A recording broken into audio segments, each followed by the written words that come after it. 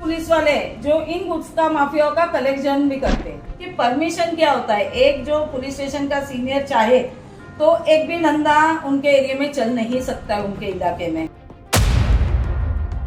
तो महाराष्ट्र के सीएम खुद बोल रहे हैं आप लोगों को कि ये सब मत चलने दो, इनके ऊपर कार्रवाई करो, तो आप लोग कार्रवाई क्यों नहीं कर रहे हो।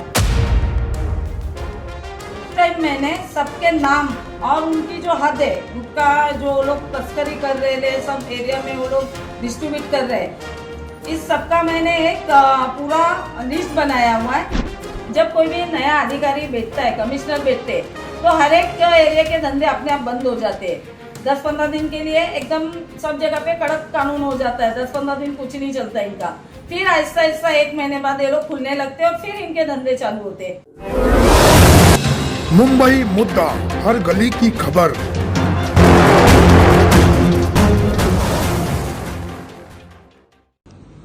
मैम, आज आपने हमें बुलाया है, क्या रीजन है जिसकी वजह से आपने बुलाया?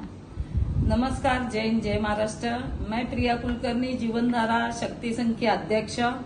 मेरा मुद्दा है गुटखा माफिया, जो महाराष्ट्र के अंदर प्रतिबंधित गुटखा महाराष्ट्र के अंदर बाहर के राज्यों से जो आ रहा है, उसके खिलाफ मैंने अनेक बार आजाद मैदान, थाने, भिवंडी, पालघर, मीरा रोड, हर एक जिले के अंदर मेरे उपोषण अब तक हो चुके हैं और इसके ऊपर कोई भी कड़क कार्रवाई, एसपी हो या पुलिस कमिश्नर हो महाराष्ट्र के, कोई कड़क कार्रवाई नहीं कर रहे हैं।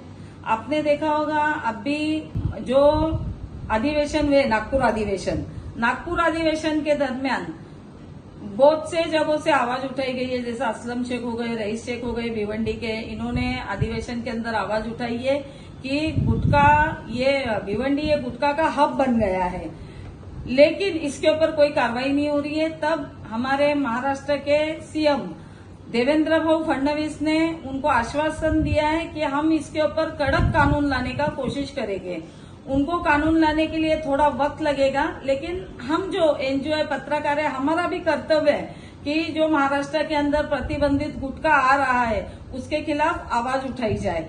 और इसी संदर्भ में मैंने बार बार उपोषण और आंदोलन किए हैं, लेकिन इसके ऊपर कोई भी कार्रवाई एसपी या कमिश्नर करते नहीं है। तो इस सब के खिलाफ हर टाइम मैं सिर्फ उपोषण करती थी, इस टाइम मैंने सबके नाम और उनकी जो हद है, गुटखा जो लोग तस्करी कर रहे हैं सब एरिया में वो लोग डिस्ट्रीब्यूट कर रहे हैं, इस सबका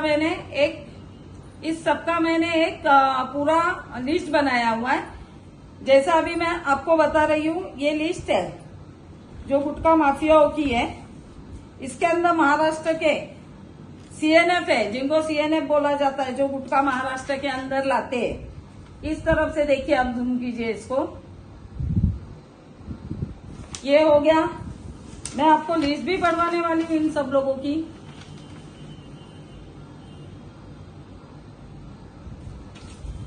इसके अंदर कुछ पुलिस स्टेशन के जो प्राइवेट और कुछ पुलिस वाले जो इन गुटखा माफियाओं का कलेक्शन भी करते हैं,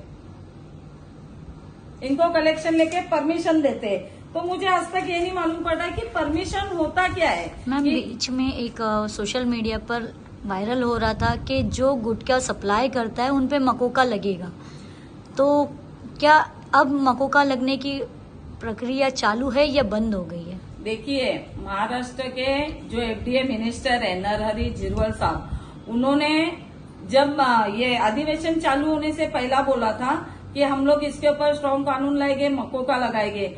देखिए, सिर्फ बोलने से कुछ होता नहीं है, उसके ऊपर कानून लाना पड़ता है। जब अधिवेशन चालू था तब तक उन्होंने बोला कि हम मकोका लगाएंगे। जब से अधिवेशन बंद हुआ है तब से कोई कुछ बोल नहीं रहा है। और मकोका कैसा लगेगा, उसके लिए कोई कानून पारित करना पड़ता है। जो देवेंद्र जी बोले हम लाएंगे, लेकिन जब तक लाएंगे तब तक जो हमारे यंगस्टर है, हमारे बच्चे छोटे छोटे जो टपरियों पे जाके गुटखा ले रहे, खा रहे, उनका तो बहुत नुकसान हो रहा है।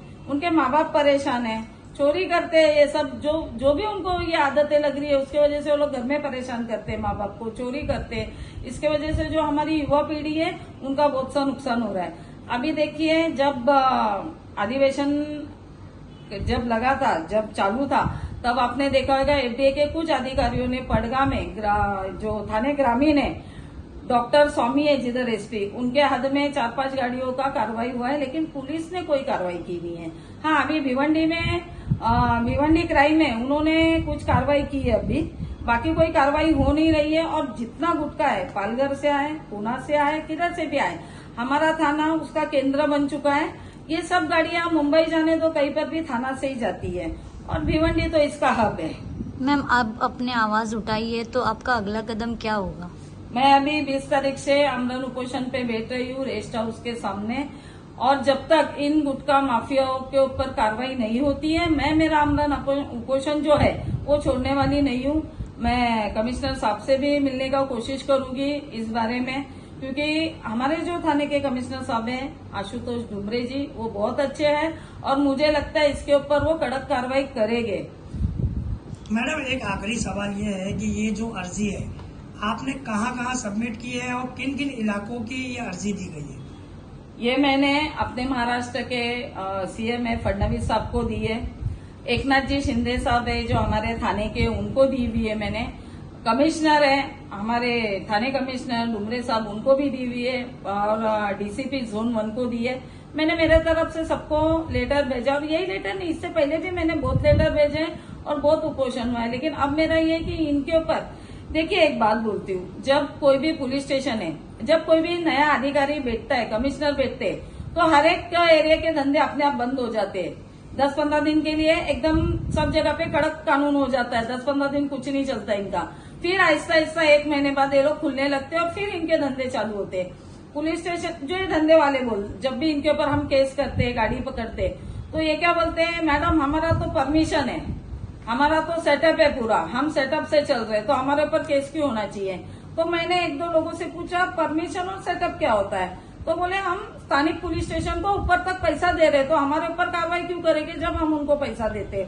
इसलिए मैंने कुछ लिस्ट नाम के साथ दी हूँ, तो इन सबके ऊपर कार्रवाई होनी चाहिए कि परमिशन क्या होता है। एक जो पुलिस स्टेशन का सीनियर चाहे तो एक भी धंधा उनके एरिया में चल नहीं सकता है, उनके इलाके में, फिर कैसा चल रहा है ये सब धंधा। और जब महाराष्ट्र के सीएम खुद बोल रहे हैं आप लोगों को कि ये सब मत चलने दो, इनके ऊपर कार्रवाई करो, तो आप लोग कार्रवाई क्यों नहीं कर रहे हो? मैं फडणवीस साहब से भी मिलने का कोशिश कर रही हूँ।